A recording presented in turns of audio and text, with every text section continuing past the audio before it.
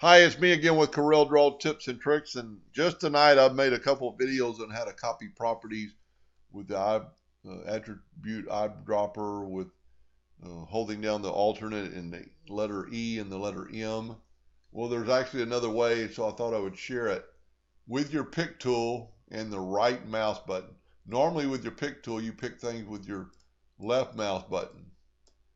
Well, if you take your your right mouse button, click on it and drag it over to a new object, you'll see this funny like a bullseye symbol come up. And you've got several different options. Copy all properties.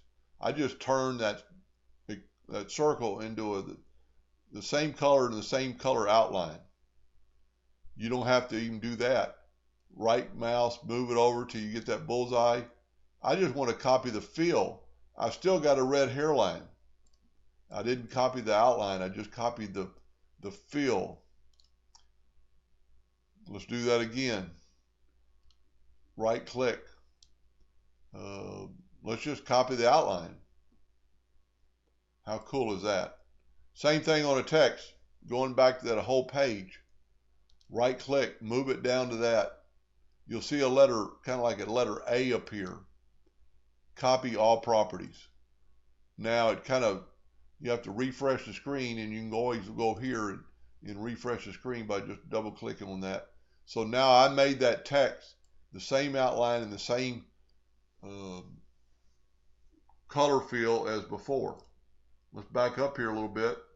Let's do this time, let's just right click, hold it down till you get that A. Let's just copy the fill.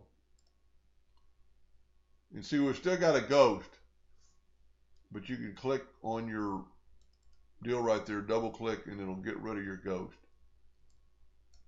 Anyway, that's pretty cool. A nice way to copy properties and stuff and colors and outlines without having to go through a lot of work.